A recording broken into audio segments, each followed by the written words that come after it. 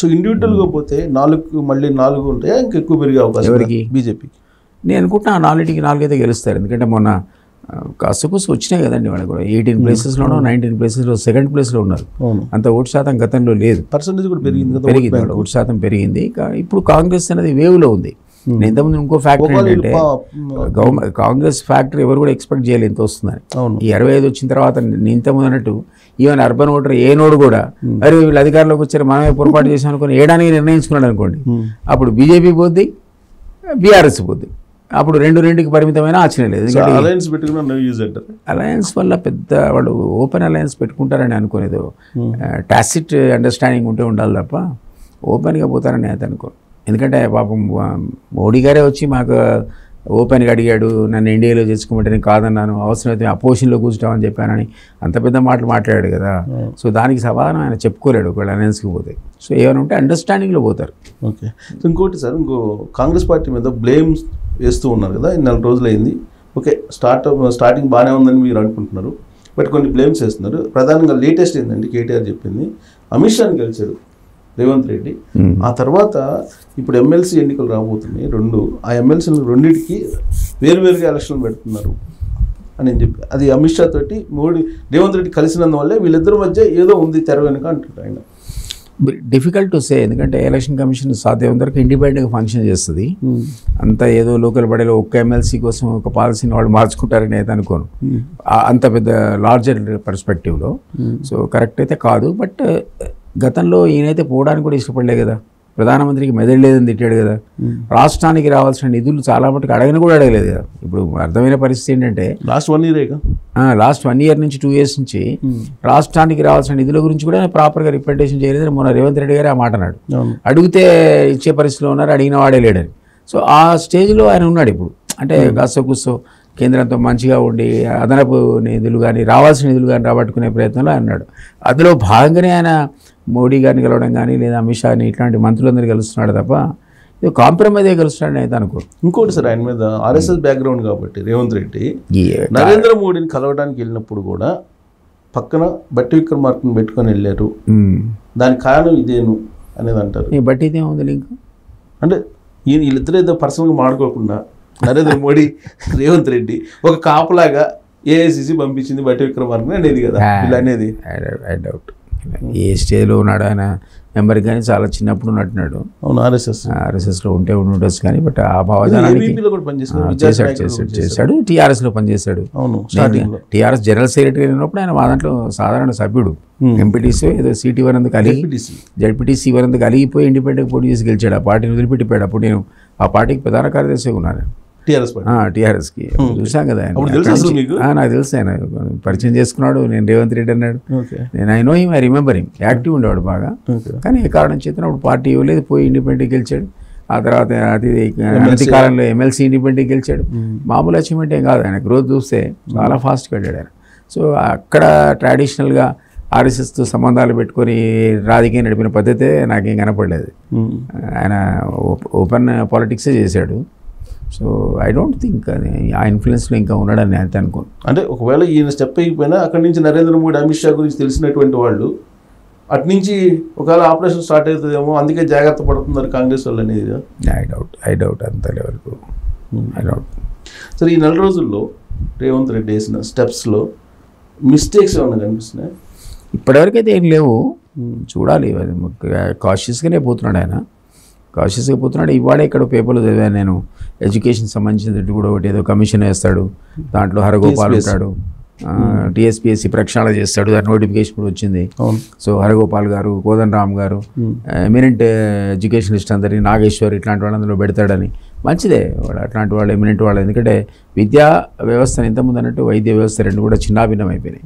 వీటిని గాడిలో పెట్టాల్సిన అవసరం అయితే ఉన్నది. ఎందుకంటే మనం దగ్గర ఈ 2 ప్రామాణికం సమాజం యొక్క ఏమంటారు ప్రగతికి కానీ అభివృద్ధికి కానీ. సో ఆ 2 వ్యవస్థలను ముందు ఆయన కాన్సన్ట్రేట్ చేసి చేయాలంటే ఇట్లాంటి స్టెప్స్ తీసుకోవాలి. ఎమినెంట్ పీపుల్ యొక్క అడ్వైస్. ఆయన ఎలక్షన్ కంటే ముందు జస్ట్ బిఫోర్ ఇంటర్వ్యూ కూడా చూశాను నేను, ఎవరు మన హరగోపాల్తో, కోదండరామ్తో, మన రామచంద్రమూర్తి గారితో కలిసి.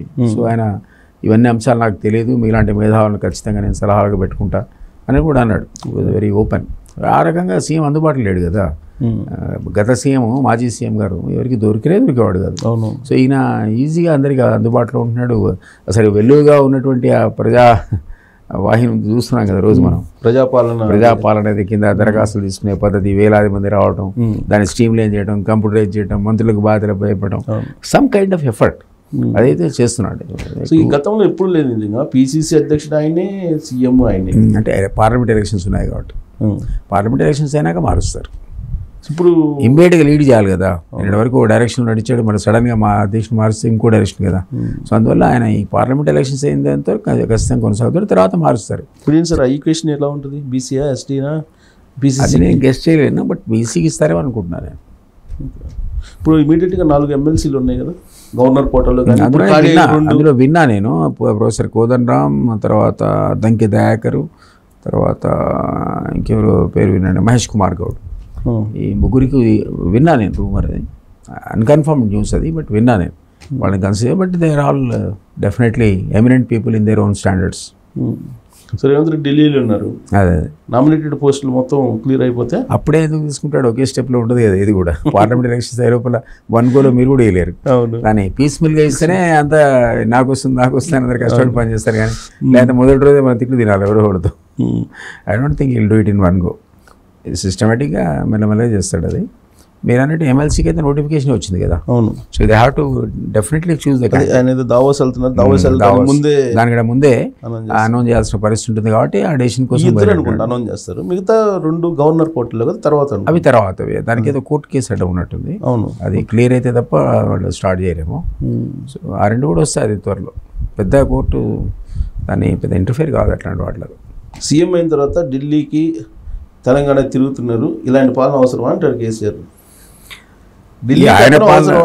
ఆయన పాలన కంటే బెటర్ కదండి. ఇది డెమోక్రటిక్ అప్రోచ్ కదా ఇది.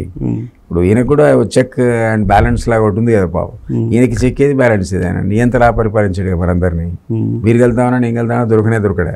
ఇప్పుడు ఆయన 10 ఏళ్లలో నేను 10 సార్లు అడుగుంటా అందరినీ, నేను సీఎం దగ్గరికి వస్తాను. నేను సీఎంకు ప్రైవేట్ సెక్రటరీగా పనిచేసిన నేను, నాకే అపాయింట్మెంట్ లేదు. ఈయన 4 సార్లు కలిసాడు ఒక 1 మంత్లో. 4 టైమ్స్ అవకాశం దొరికింది నాకు. అడిగినప్పుడల్లా ఆయన కలిసాడు, కాదని లేదు. మరి అది గ్రేట్, అంటే ఒక డెవలప్మెంట్. అది యాక్సెసిబిలిటీ ఉంది, ఎవరికైనా పోవచ్చు, కలవచ్చు.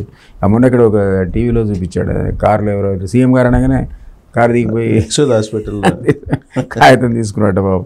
అది సామాన్య విషయం కాదు కదా. ఆ యశోద హాస్పిటల్ ఎపిసోడ్ ఏంటి సార్? కావాలని వెళ్ళారా లేకపోతే ఏంటి అసలు?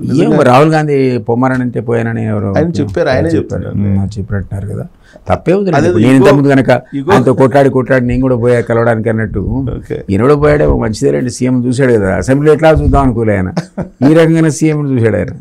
సో తప్పే ఉంది, కరెక్ట్ సైకాలజీ. రాహుల్ గాంధీ డైరెక్షన్లో పోయాడు కాబట్టి మంచిదే. గుడ్ సైన్ అది. సో రేవంత్ రెడ్డి ఇప్పుడు వరకు వేసిన స్టెప్స్లో అధికారికంగా కానీ లేదంటే నామినేటెడ్ పోస్టులు కానీ సామాజిక ఈక్వేషన్ అనేది కనిపిస్తుందా? ఇంకా కంప్లీట్ కాలే కదా. నామినేటెడ్ పోస్టులు మొదలు పెట్టలేదు కదా నాకు తెలిసి. దాంట్లో ఖచ్చితంగా ఉంటుంది. ఆ balance maintain a political party అయినా చేయాల్సిందేనండి. రేవంత్ రెడ్డి గారు ఎక్సెప్షన్ కాదు కదా. మీకు SC ST BC equation follow కాకుండా ఏ పదవులు మీరు నింపలేరు. ఈవెన్ ఎమ్మెల్సీ చాయిస్లో కూడా మీరు ఖచ్చితంగా ఆ ఈక్వేషన్ మెయింటైన్ చేయాల్సిందే. అంటే that is a necessity. Political పార్టీకి ఉన్న నెసెసిటీ అది. ఇప్పుడు అది జరగకనే కదా ఒకప్పుడు అంబేద్కర్ గారు రిజర్వేషన్ మనకు సృష్టించాడు. ఎస్సీ ఎస్టీలో ఆయన రిజర్వేషన్ పెట్టకపోతే ఒక్క ఎస్సీ ఒక్క ఎస్టీ కూడా ఎమ్మెల్యే అవ్వడు కాదు. కంపల్సరీ వాళ్ళు కావాలి కాబట్టి అవుతున్నారు. సిస్టంలో ఇంకా మనం పూర్తిగా రాలే. అందరికీ సమానంగా ఆలోచించే వ్యవస్థ ఉంటే ఆ అమ్మాయి పోయి నిందిరాపాట్లో ధర్నా చేసింది, కేసీఆర్ కూతురు కవిత. మరి ఉమెన్ రిజర్వేషన్ అంతగానం గొడవ చేసిన నువ్వు నీ పార్టీలో టికెట్లలో ఉమెన్ రిజర్వేషన్ ఎందుకు పాటించలే? పార్టీలో జనరల్గా రూల్ లేకపోతే పాటించరు ఏ పార్టీ కానీ. Nobody is exception to that. So అదన్నది ఒక అంకుశం లాగా పనిచేస్తుంది.